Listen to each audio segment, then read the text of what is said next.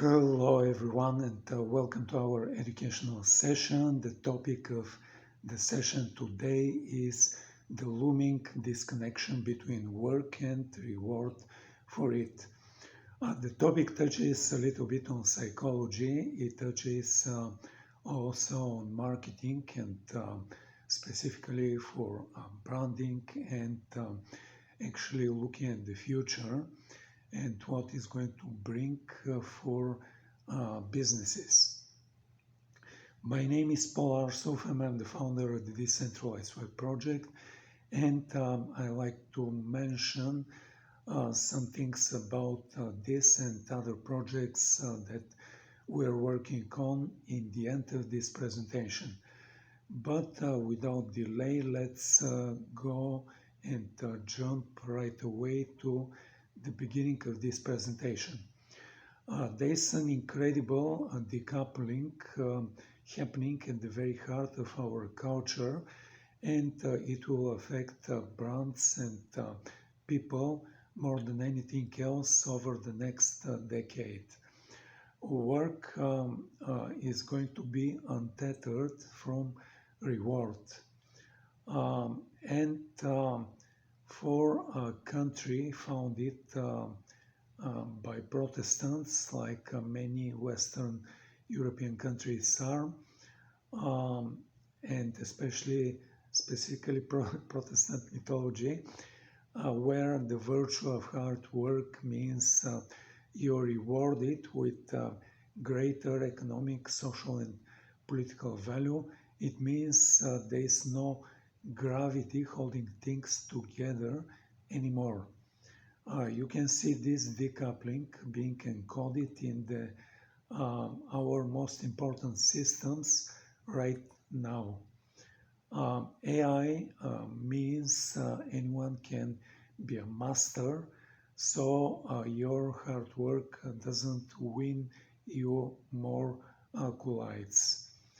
The marketplace of achievements is suddenly becoming way more unpredictable, and disruptive forces like AI are opening back doors, short-circuiting traditional paths to success and normalizing a sense of randomness at work. GLP-1S means anyone can be skinny, so your hard work or maybe just genes doesn't get you more social flavor and social favors.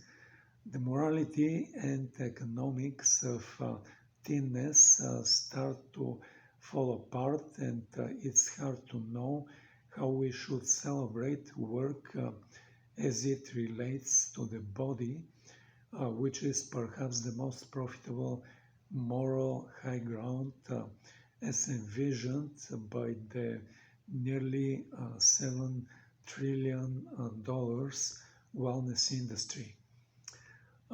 Crypto means anyone can strike gold, so your hard-earned investing acumen doesn't win you special fortunes. A single timely decision could outpace years of small portfolio building. Tokens and shitcoins proved fortunes could materialize far faster than the usual hard-earned rags to riches story we see in the stock market of the movies that we grew up. The TikTokification of everything means anyone can have virtual content overnight in the slot machine that is social media. And the followers that you have spent years cultivating don't win you extra views or extra reach. And yet brands and influencers alike still cling to a follower count, because the truth of the matter, the increasing randomness of reach is just too hard to accept. When you see work untethered from reward in foundational systems like labor, finance, and media, you have to reorient your understanding of the market and the consumer. And the future of business and culture is not merely about the value these systems unlock, it's about the behaviors and beliefs they lock in. We're looking and we're locking into a very different system that dissolves the old moorings of effort and reward, leaving us in a restless current uh, of chance. Chances and randomness are the dominant energies of our time. It's hard to make a narrative story out of that. There's no mythology available to us that will help make meaning out of the decoupling, although we have seen different factions of people try. Silicon Valley, faced with the imminent consequences of their own creation, is quickly revamping Christianity to be an absolving version of the propensity gospel. The victimhood narrative that has characterized the far overreaches of politics, most recently America's vengeful tariffs, may give people some sense, maybe small sense of purpose and understanding in a strange new world, but it will be insufficient. What makes the decoupling so pervasive is the massive infrastructures that enforce it by default. Influence is culture, self-enhancement medicine, cheatware, min-maxing, the science were coming for a while, but now we have legit permanent systems at the heart of everyday life that force the decoupling on all of us. The void will touch everything. How do we value an employee, a member of the community, a partner, a leader, a teacher, a political movement, an education, a lifestyle, a brand, a product, or an idea when we can no longer point to work and dedication as a reliable measure of shared value? Where can we extract meaning when the singular measure of life well lived no longer holds? Some early signals suggest that we are cooked, as principal strategist named Zach Lam like to jokingly say. We see a darker version of Christianity, politics, dating, tribalism, and identity taking hold, not because people are necessarily cruel, but because these versions are simply better adapted for this new world where beating or cheating the system is the only rational strategy. But we would be poor brand strategists and futurists if we accepted the next bad things as our ultimate fate.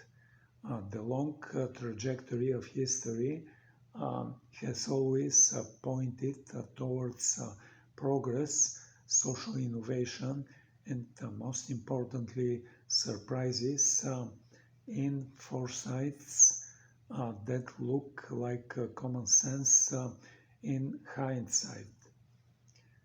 So what might these common sense surprises look like? What we're seeing now are early, clumsy attempts of a culture trying to reform itself. But there are also lighter versions of things coming into focus. People finding meaning outside of work, radical new forms of community building, psychedelic therapy, enlightened spirituality, and redefinition of success. When we can no longer value ourselves or each other by the work or the effort, we have to find other ways to decide who and what is valuable. In the short term, there will be two concurrent tracks we see culture taking. One is worshipping chance, the other one is playing with meaning. Worshipping chance is a natural extension of a system that has burned through its illusions of fairness. When hard work is no longer guarantees reward, our default response is to elevate randomness itself, investing it with a near spiritual authority. The hustle once revolved around effort, but now it's about catching lighting in a bottle. The algorithm's next wave or a stray viral moment can bestow wealth or influence more swiftly than years of honest grind, so chance becomes something to venerate, a chaotic deity in otherwise disenchanted world. In practice, this devotion to luck reveals itself everywhere from retail trading frenzies to viral overnight success stories. Instead of following a predictable career ladders or carefully planned investments, people chance sudden gains, hoping to decode the next market upswing or social media glitch.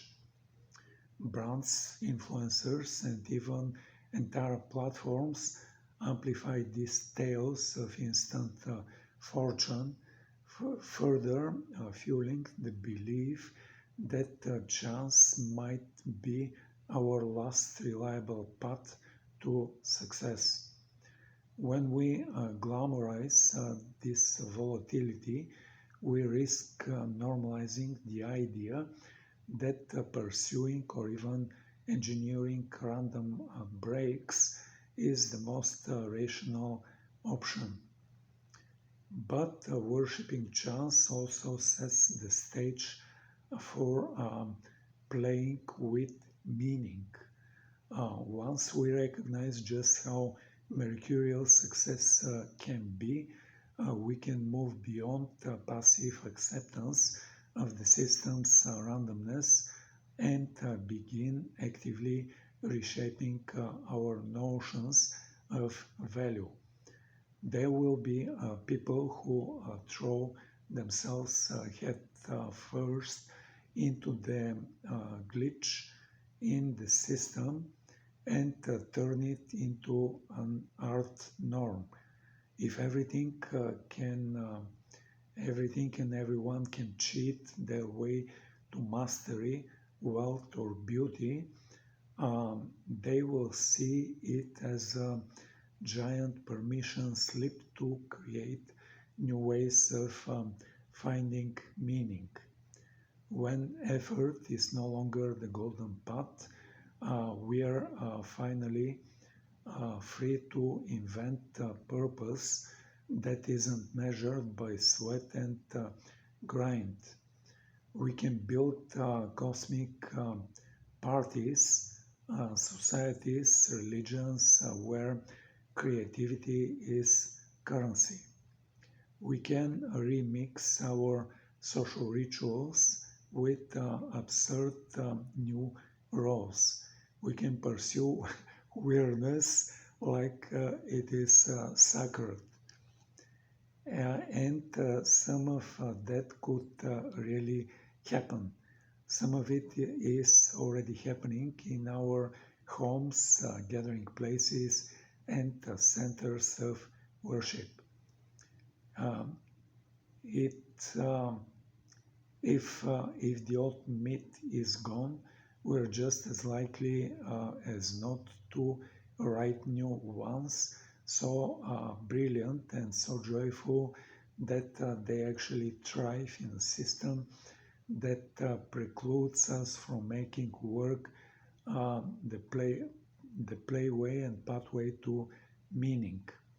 When chance so often triumphs over sweat, the real opportunity lies in writing narratives that thrive precisely because they reject all old rules and in doing so create surprising, life-affirming possibilities that might just become the new mythologies we are going to live by. For brands and their leaders, this decoupling has profound implications. If success can strike at random, then the old playbooks were where you simply celebrate hard work or exclusivity might no longer resonate with consumers who feel the ground shifting under their feet.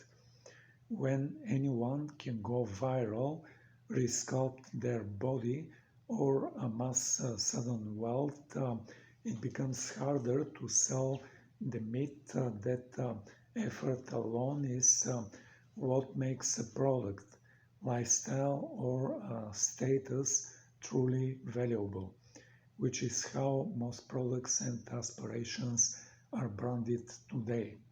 Instead, you have to help people navigate this unpredictable landscape in a meaningful way. And the good news is that both worshiping chance and playing with meaning open the door for brands to build new kinds of trust and loyalty.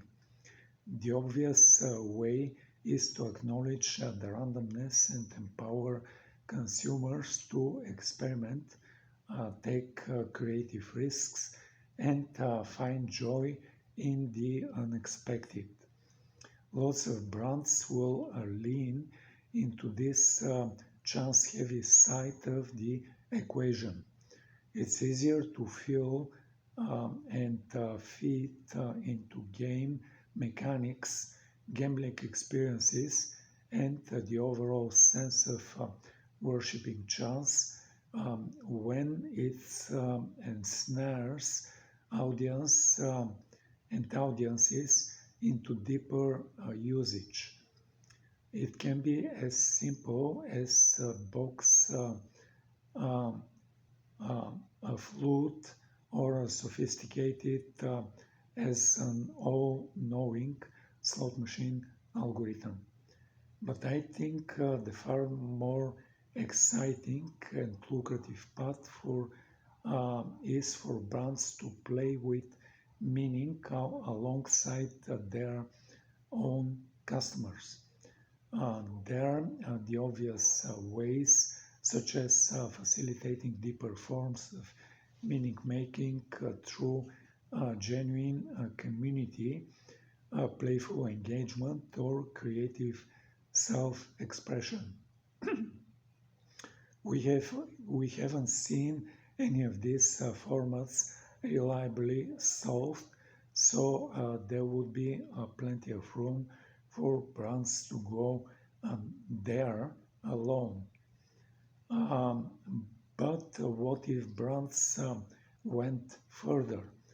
What if we curate moments of shared wonder and purpose?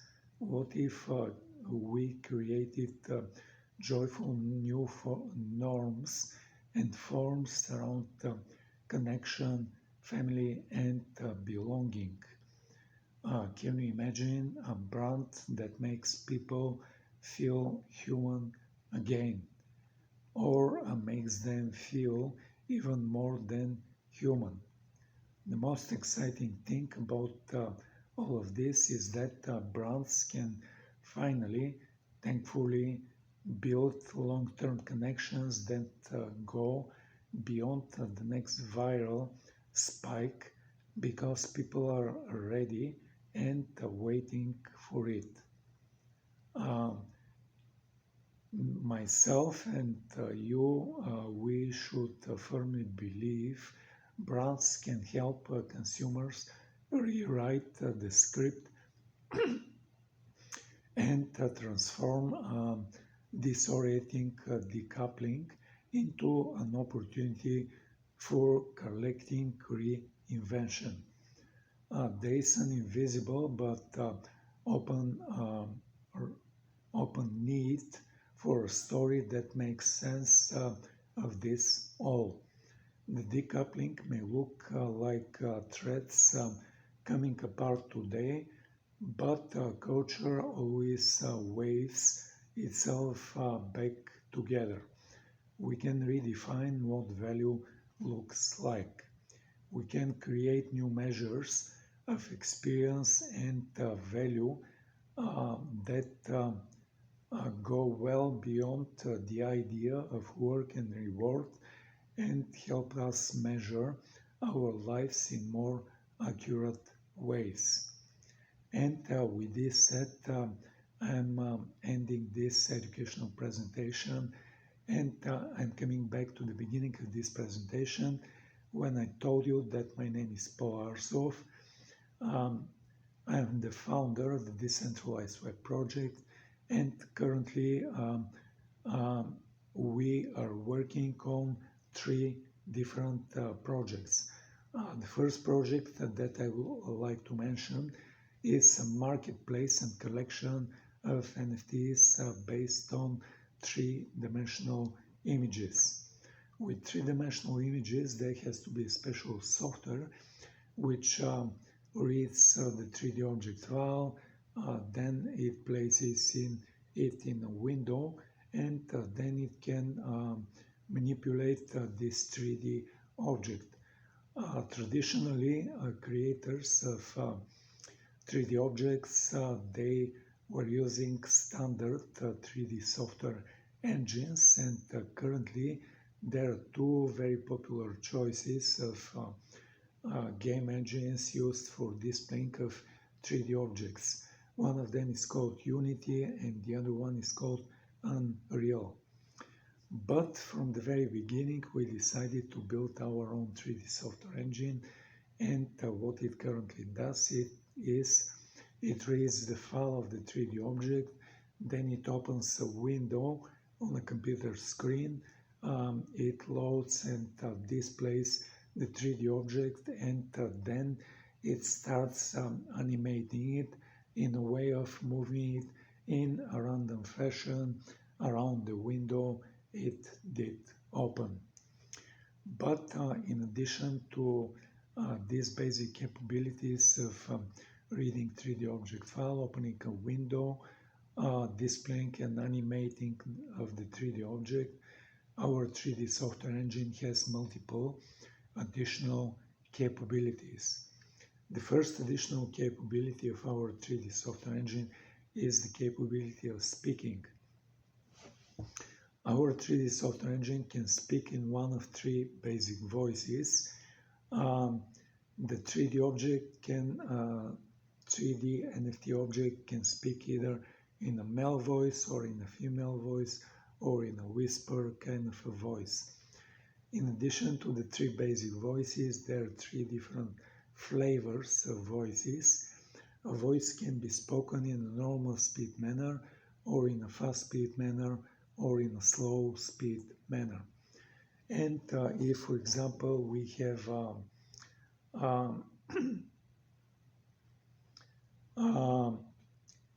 a male voice and it is spoken in a slow speed manner, then this voice can come as the voice of a very masculine person or the voice of an old person. And if on the other hand we take a female voice and it is spoken in a fast speed manner, then this voice can come as the voice of a little girl or the voice of a funny person. The next additional and important capability of our 3D software engine is the capability of voice recognition. Our 3D NFTs can recognize voice commands, and if we are having a 3D NFT which is constantly moving in around a window, then we can issue our very first voice commands to this 3D NFT to stop moving. And then the 3D NFT is going to stand still and stop moving. We can issue following voice commands to the 3D NFT to move left, move right, move up, move down, zoom in, zoom out, rotate. And then the 3D NFT is going to fulfill each one of these separate voice commands and move left, then move right, move up, then move down, come closer, zoom in, go farther away, zoom out, and start rotating.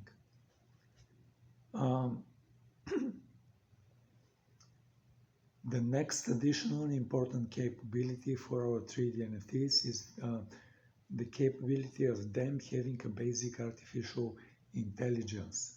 Wow, really wow.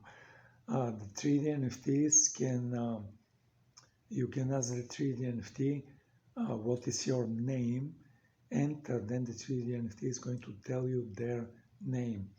You can ask the 3D NFT who are you, and then the 3D NFT is going to tell you in few sentences on who they are.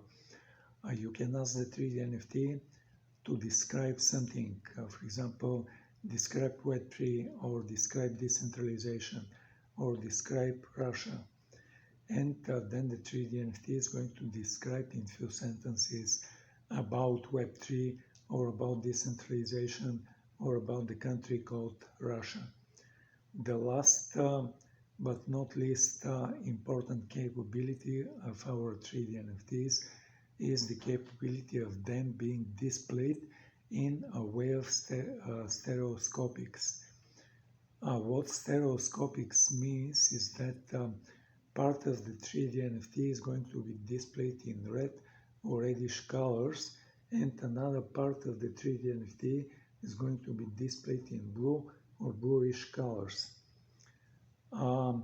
Then you can come to our 3D NFT marketplace, and probably now is the time to tell you the name and the URL of the 3D NFT marketplace. It is 3dnft.decentralizedweb.org. 3D NFT is typed in a way of the number 3 followed by the letter D followed by 3 other letters NFT, and it is all together 3D NFT. Then there is dot, then there are two words which are typed all together, decentralized and web. Then there is dot and it ends with org. Once again, 3dnft.decentralizedweb.org.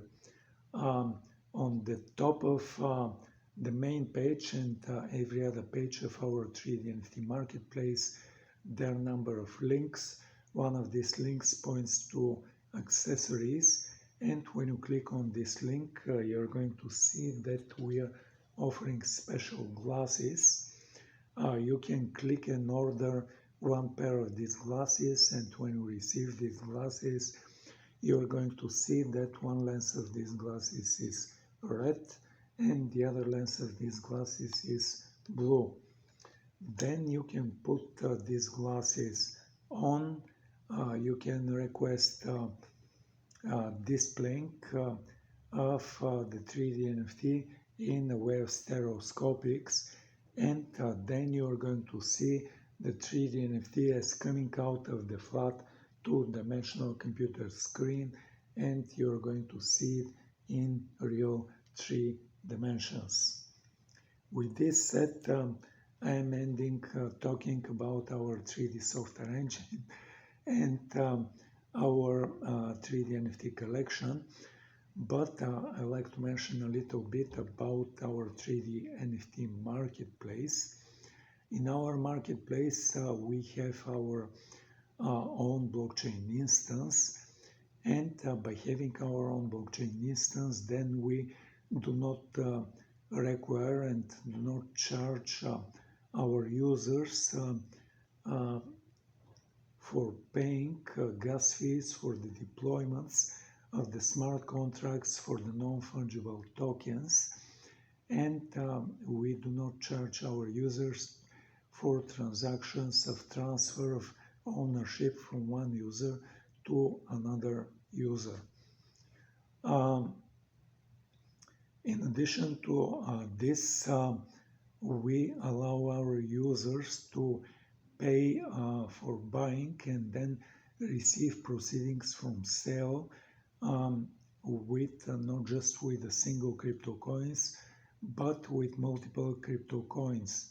Currently, the choices of these crypto coins used for buying and getting proceedings from sale include 4 different crypto coins. The list includes Solana Sol, Polygon Matic, Avalanche Avax, and KuCoin, which is a big centralized crypto exchange. They have a coin called KCS.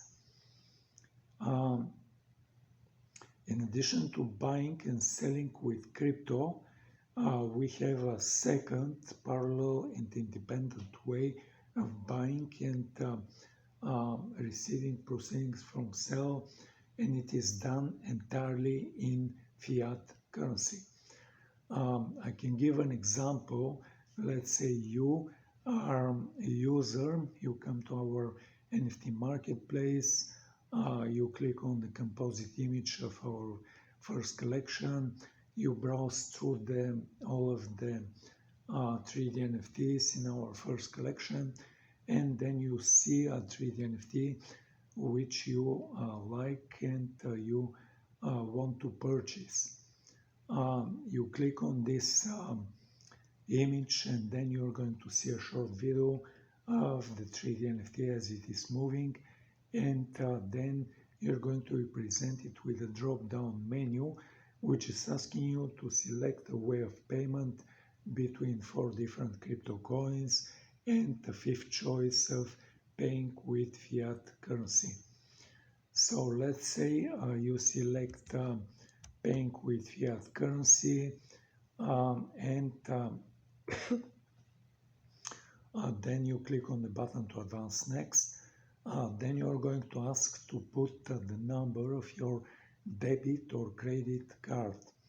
When you click expiration date and CVC, when you click on the button to complete this transaction and make a payment, what is going to happen is there is going to be a conversion from your national fiat currency, which could be different than US dollars, and this transaction is going to be deposited in our bank account in US dollars.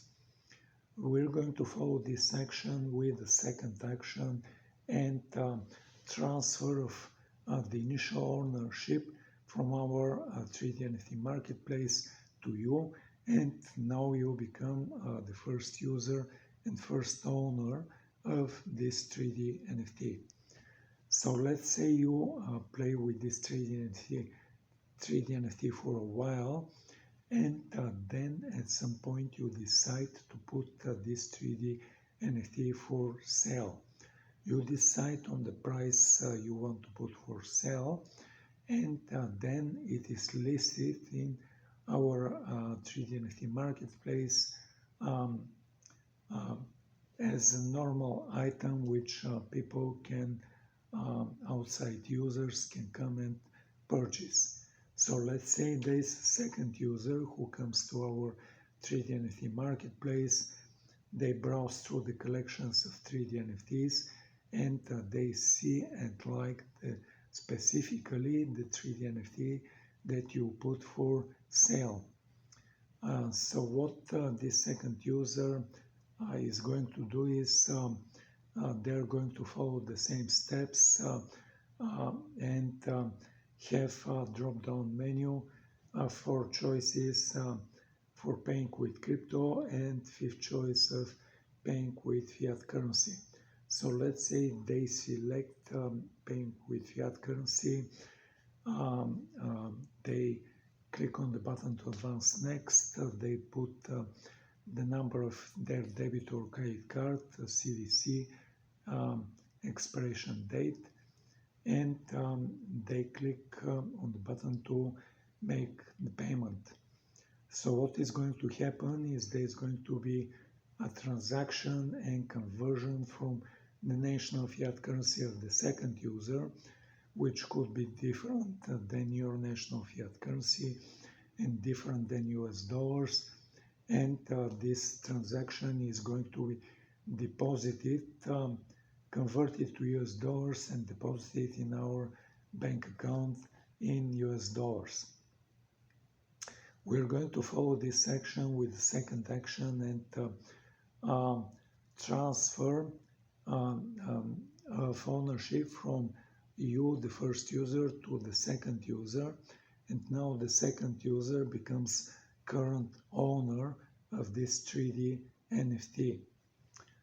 So we're going to follow the second action with the third action, and we're going to be having a transaction and conversion from US dollars to your national fiat currency, and we're going to deposit the proceedings from the sale of the 3D NFT in your national fiat currency in your bank account. And with this set, I'm ending talking about this first project about 3D NFT marketplace and collection of 3D NFTs. And I like to mention the second project that we work on. And this second project is about electric vehicles, about charging, and about products switching high current and high power for electric vehicles and for other devices and vehicles and items which would need charging or loading of energy. Currently, there are some number of electric vehicles, but this number is going to start exponentially growing, and currently the charging of electric vehicles is handled either by at homes of users who have their own homes, and they have sufficient space and their own garage where they can outfit and connect their electric vehicle for charging. The second way, which is used today, is their locations which resemble the gas stations used by internal combustion engines, where the internal combustion engine vehicles come and like the owners of these vehicles, they connect a hose, they uh, start fueling their vehicle, they pay for the fuel, and then they leave. In the same way, there are stations with a limited number of um, electric columns, and owners of electric vehicles, they come to these locations, they connect the electric cable to their vehicle, they start charging their electric vehicle, they stay for a while their vehicle is charging, they pay for the electric energy which was loaded in their vehicle, and they leave. But we estimate and we make a projection for the future that number of these electric vehicle charging locations is going to become ultimately insufficient to charge the exponential growing number of electric vehicle. So what we propose and what we are building products for is like we estimate and we make projection that like the place for charging of electric vehicle is going to be the parking lot if the user lives in an apartment building, which is a high-rise building, and this high-rise building has a ground floor or number of underground floors where the user comes at like evening time, they leave their car, and like the possible new products could be outfitted at the parking spot locations, so that users who are living in such an apartment building, they can connect the cable from this charging device to their electric vehicle. They can identify themselves, and they can start charging their vehicle, and they can leave their vehicle to charge during the evening, during the night, and early morning. And this is just the first possible location which could be outfitted with chargers at the parking lot spaces. The second place which could be outfitted with products which allow charging of electric vehicles is the office building. If the user and the owner of the electric vehicle works in an office building, which is a high-rise building, and they have the ground floor or number of underground floors dedicated for a parking lot. The user who comes around 9 o'clock or in the morning to their workplace, they can they can connect cable to their vehicle at the place of their work. They can identify themselves to the charging station. They can start charging, and they can leave their vehicle to charge during the morning, afternoon, and even early evening while they're at work.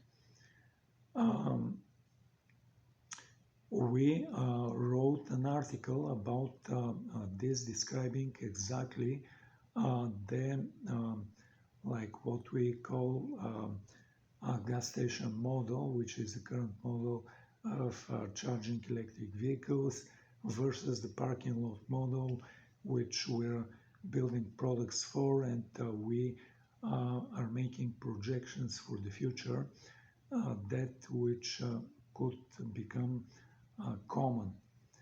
And in addition to this, we did build a website, and I can tell you the URL and the name of this website. It is power.rstack.com. Power is the ordinary word for power. Then there's dot. Then there some something which sounds like rstack, which I can spell it letter by letter. It's Alpha Romeo Sierra Tom Echo Charlie Hotel, and altogether it is rstack. Then there's dot, and it ends with com. Once again, power.rstack.com. In the website, we put three different surveys, and I'd like to invite you to click on and fill each one of these surveys. One of them is on the hardware and capabilities.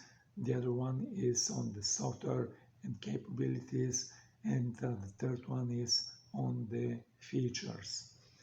By filling these surveys, you can tell us some what do you need, and what do you anticipate that you would need, and this would help us to build future products or customize the current products to fit your requirements.